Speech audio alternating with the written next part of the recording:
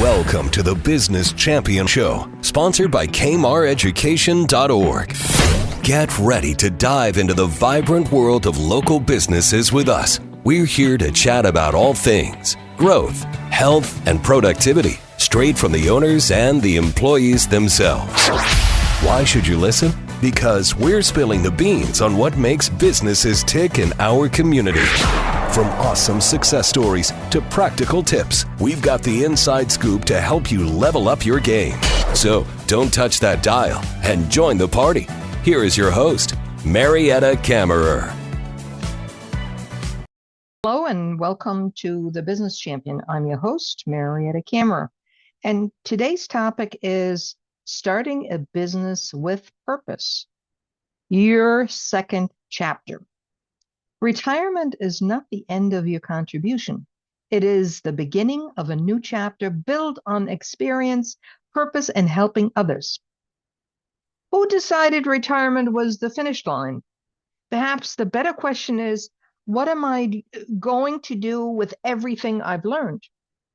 Experience is one of the life's greatest investments. Today, we're not talking about getting rich. We're talking about creating purpose, solving problems, and discovering that your best contribution may still be ahead of you. You're tuned in to the Business Champion. I'm your host, Mariette Kammerer. Let's get started with segment one. Experience never retires. That's for sure. Have we underestimated the value of experience? I would say yes. Experience cannot be downloaded. It comes from years of solving problems, serving customers, raising families, and making difficult decisions. The world still needs that wisdom. Let's dive into that.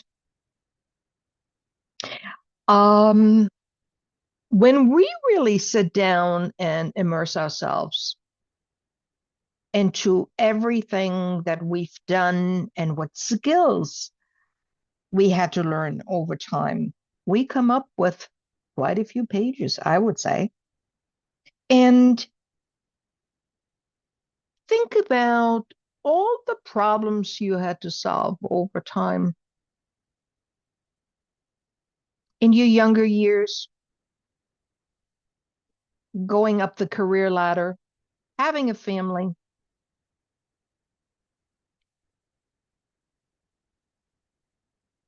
in the workforce, having to serve customers.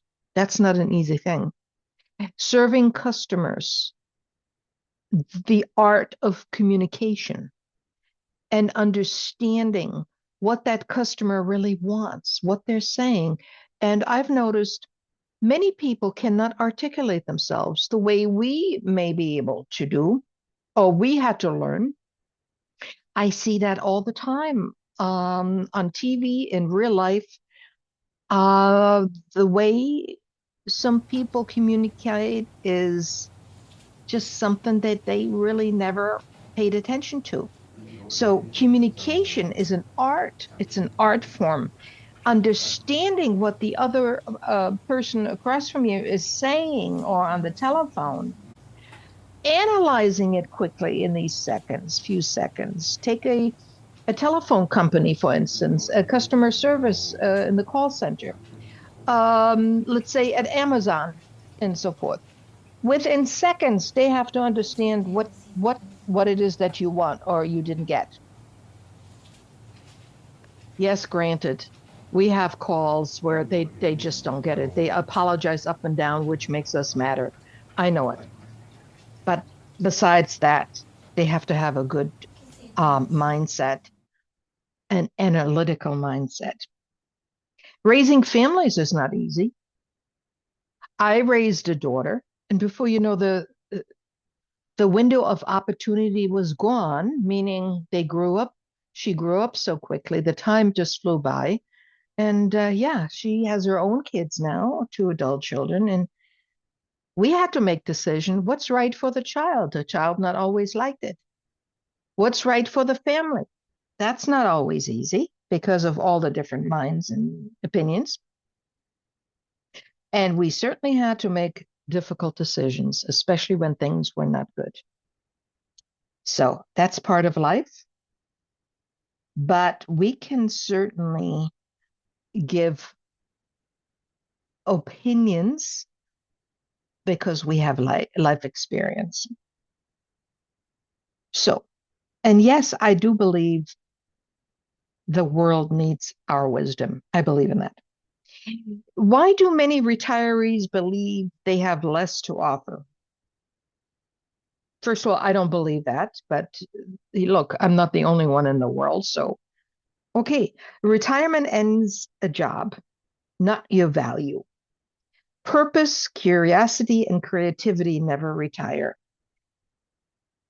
So, what knowledge do you have that someone else needs right away tomorrow? And you may say, I don't know. Well, when you spend 20, 30 years in a place, you have lots of knowledge. When you are a business owner, self-employed for 40, 50 years like I am, I have lots of knowledge. So where could I start tomorrow? Teaching communication, teaching acquisition, teaching how to get clients, working with a company and with new people, showing them how to penetrate certain markets, personal development. I can do a lot. I can do a lot. I can do a lot. Again, we have to look at what does the pulse dictate? What is in demand right now? And I tell you, communication is in demand all the time. Whether you're a CEO, whether you're the employee, whether you're in the communication center, no matter, it doesn't matter. You need to be able to communicate the finest. And why wouldn't you? Why would you limit yourself? I always loved the people that can really articulate themselves well. So, or talk about different subjects. And I'm sure you can do the same. You just never thought about it. I get these opportunities all the time because I put shows together. So any information or thought I have to make into a topic and present it. And that's not always easy because it has to be a topic that I believe in too. I can't talk about a topic I don't believe in. Look, I don't need to necessarily know the topic inside out. You can't know every topic inside out. It's impossible. But I have to believe in it. I have to have some connection to it. Otherwise, I can't talk about it. You will hear it. It's just talk, talk, talk. I mean, no, come on. Where's the passion? Where's the convincing power? It's true. So I like you to ask yourself, what could you teach tomorrow? Could it be cooking? Hey, I like that. I couldn't be teaching cooking. So, bookkeeping, yes, I can. I did this for 14 years and I still know the bookkeeping and the trial balance and general ledger and the taxes when in 1970, in the 70s, when we had the NCR machines and all of this. And for each industry, they had a designed computer that we worked on. Oh, yes, I can teach bookkeeping. Absolutely. The only thing is, they wouldn't want me because I am just too, I have outgrown. Be aware of that too. Many, many times people say, oh, yeah, I used to do bookkeeping and I used to do this. No, no, no. They wouldn't want you because realize that once you have moved on for a few years, even though you could still do it, they don't want you because you're too far advanced for the whole thing. I went through that too, where I said, oh, while I was making my state licenses, um, in the finance business back in 2000, I can do some part-time jobs with bookkeeping. No, it didn't work. They know I was already a boss. I was already this, that. They don't want that. They don't feel comfortable with that. I understand. Gardening. Oh, I bet you some of us have some real great gardening skills. I don't. I kill the basil plant all the time that I buy in the store. I kill it all the time. I don't know what it is. I don't know. Sales, absolutely. I would say from if you ask me what are you skills 1 to 10, 10 being the highest, I would say I'm a 9.5. That's moderate. 9.5. Yeah, absolutely. Photography, yeah, I love it, but that wouldn't be for me. I don't get it. I have to learn the camera. That's what I meant to say. If I learn the camera, it's the video camera. That I would do. Absolutely. I would dedicate, if I wasn't working anymore, I would dedicate and learn the video and everything. Absolutely. Learn more about that. I love that. Crafts, maybe blankets. Maybe I would do some blankets. Yeah, but I always admire the beautiful these people create. It's just incredible. I love it. It's not me. It's not me. Leadership, absolutely. Repairs, no, no, no. Languages, yes. I do speak a couple of languages. The things that come naturally to us are often the things others most want to learn. Yeah, many things come. I bet you anything, if you think about it, if you sit down and think about it, you will come up with it. Same here. I have to certain 3, 4 things come right out of the top of my head, and then I have to, what else? And I can make a few lists. I can. Not to brag, just letting you know. Let's go over to segment 2, learning to see opportunities. That's the biggest thing. And I want to tell you about a story, the Hans story. Several months ago, I did a wonderful program in the German language. It's called The Rare Breed. And I was featuring people our age and up, 79, 80, 81, people that were still touring the world. One guy, his name is Hans. In the southern part of Germany, they have the wine areas. And Hans comes from a family, they had gourmet cheese shops. His father had 2 or 3 gourmet cheese shops. Now, he did work for his father a while, but that just didn't pan out too well. So Hans went out on his own doing something totally different. And among what he was doing, he was implementing stores in Russia, which I think that's a big deal. So anyway, he found this little village, less than 1,000 people in there, like something like 600. And there was this store that was vacant. He said, He said, I could put a cheese shop in there, a gourmet cheese shop. Now think about this. The first thing people would say, a cheese shop. There are only 600 people. Do you think people would come and get cheese from you? The 600 people where they go to the bigger supermarkets, and you know what I want to say. No, but Hans, and he didn't grow up in that village. Now, why, Hans asked himself, why are the people coming there? Yes, because that little town is a hot tourist place where people come in droves and enjoy the wine. They go to the restaurants, and here now they can go to this cheese shop. And Hans is really great. He has great personality, and giving them presentations in his shop, wine and cheese, to pair the cheese with the wine and vice versa. And people just love it.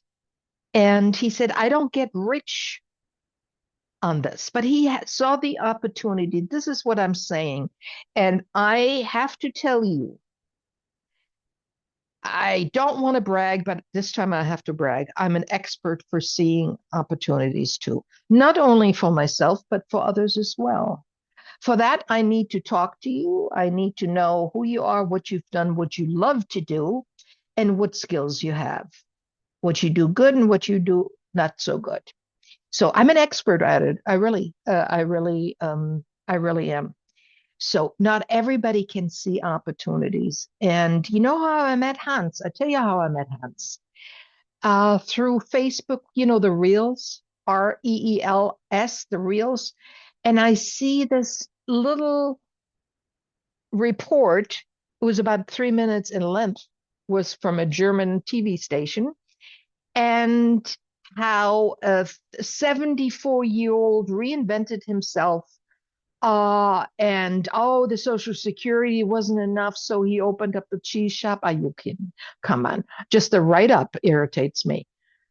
When you open up a cheese shop or any shop, you have to have some cash to put in there. The walls have to be redone, furniture need to be bought, refrigeration, all kinds of stuff. You need to bring money with you. Never mind opening up a cheese shop to enhance your Social Security. So you have to have some cash and some investment to put in there. But that's how I met him. And I looked at it over and over again, and I said, boy, this man has a lot of charm. And I contacted him and I said, Hans, and of course I speak fluent German. I said, Hans, would you consider doing a show with us? I have a couple of other people in Germany who I've been working with, and we could make a great show. So he said, absolutely. So, and then I saw some of the comments on his video. Oh, we feel so sorry for you, that you at this age, you must work. And by that time he had it already 3 years. So he's now 77, 78, right? We're so sorry. And that they were hacking away on the Social Security system in Germany. I said, what are you talking about? We all need a purpose. Purpose is great. A purpose for a person is their lifeline, their breathing line, their thinking line. What's the matter with you? No, that's what I said. And I just enjoyed it so much. They all speak English, but they didn't want to do the show in English, if you know. So anyway, the first guy was Wolf Leixenring. He's 80. I've been working with him for 8 years on the radio, and he goes all over the world with his RV and reports. A couple of publishing companies found him, and now he's been writing books for them. He goes on cruises, and he's been in the Healing Mind magazine, in our magazine many, many times over. And he found a partner since his wife died of cancer. She takes all the pictures, and she's a retired chemist. And we did another show also in German, what it's like to live so closely in an RV. And how can you really stand it for months and months and months on this small little space? So that was a good show too. I couldn't do it. Love or not love, well, better with love, right? But even with love, I couldn't do it. I need my space. I need my space, and that's just the way it is. So it was a good show. But we learned why and how come and what they're doing, that they're not getting on each other's nerves. Anyway, so they're great people out there. So you know what? Let's say you're retired and you always wanted to do something. Let's just say it's maybe as a consultant in the service arena, or it's a product that you want to do. Be prepared to invest in yourself. Don't be shy, be prepared. I rather, and I've been self-employed for 43 years. I had to learn to make a paycheck with my thoughts and talents, seeing opportunities. And that's something I can teach you. Yeah. So, it depends. Everybody has a different personality. When you have been an employee for 30 years, you're not used to going up to strangers and say, hi, Mrs. Miller, I'd like to talk to you about what I do. That has to be learned. And it has to be done with conviction. You have to believe in yourself and what you're going to do. Whether you're doing toilet doilies, as an example, it doesn't matter what product you produce. So, but something that that the general population would want. If you want to stay in the hobby arena, that's fine too. I can help you in that arena. So I know you need to have 40 hours to put a blanket together. Nobody is willing to pay you $20 an hour times 40. And you know what that comes out to. Nobody will do that. I found that on many flea markets and many craft shows that hobbyists, they think they're gonna get paid for the length of time it took them to produce the product. No, no, no, no, no, no, no. We're not paying for you learning how to do it. No, no, no, forget it. So that's not my market, the hobby people. But if you have a strong desire to start your next chapter, I can help you. And let me blend in my telephone number, 203-505-3660.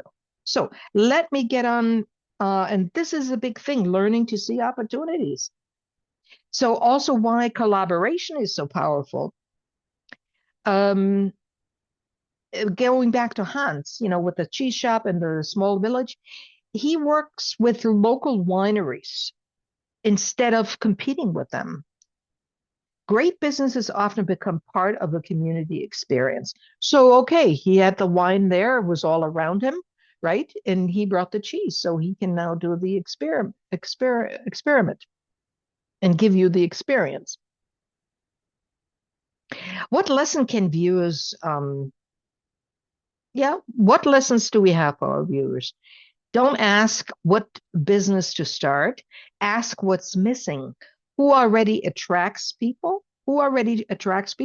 And how you can add value. That's what Hans did with the cheeses. Yeah. And the finest cheeses from, different parts, different countries, So, okay, let's go to segment 3. Build around passion. Oh, we have to. If I didn't have passion what I'm doing, I couldn't get up in the morning. And sometimes it's tough to get up.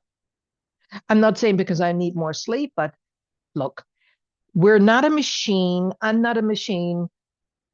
I'm a human being. So not everything goes right in your work life or in your life period. So you're going through the valleys, right? So, should you follow the money? I would say don't. Money is important, but passion and knowledge create staying power. That's true. Folks, I was in the financial business for 18 years as a finance broker, insurance, investment, mortgages. In that business, it's black or white. There's nothing in between. You go after the money. And it's true. Even though it was 18 years, it doesn't have, I couldn't do it anymore just to go after the money. I can't do it. It has to have something else attached to it. So, and passion and knowledge is staying power. It is very true. Businesses built only on income often lose momentum. It's true. It's so true. I've learned, I went through it. First, it took so long to get to that point. It took years to make 6 figures. And I'm talking about not that it wasn't available to make 6 figures. It's how you're built and what you learned and what you have to learn in order to be complete to even reach that goal. That took the longest. Now I have staying power. I proved it to myself and I proved it throughout. I have that thread in my life. I have staying power. Yeah. So, and when I was finally there and I enjoyed the fruit of my labor, I had a stroke. And that was in 1996. I had to learn to walk again. And then I was trying to get back to my work that I loved so much. And nothing worked anymore. I did exactly the same thing, put the same amount of hours in everything. It did not work anymore. Now, when things don't work for 3 months and everything you touch, it just didn't work out. That's when I knew it was time to boogie, to do something different. Anyway, legacy, let's talk about that. What do you want people to remember? Not that you retired, but that you continue to make a difference. And that's how I want people to remember me. For the ones that care. Maybe the people outside of my family, they would understand that more. My own family, I don't think so. And that's just the way it is. They've been employees all their life, never had a problem. Life always treated them well. Their paycheck was always safe. So they always stayed within that box. And the box did them well. They didn't want to do anything else. They don't understand what I'm doing. And what is your greatest investment? Not your savings account, your experience, integrity, and reputation. And if today were the first day of your second chapter, what would you build? I'm asking you, what would you build? I want you to reflect on the possibilities instead of fearing your future. That's what I want you to do. So in closing, success is not measured only by the size of a business. Sometimes it's measured by the number of lives you touch. I want to leave you with this one thought. Don't retire from life. Retire into purpose. Your second chapter may become the most meaningful chapter you ever write.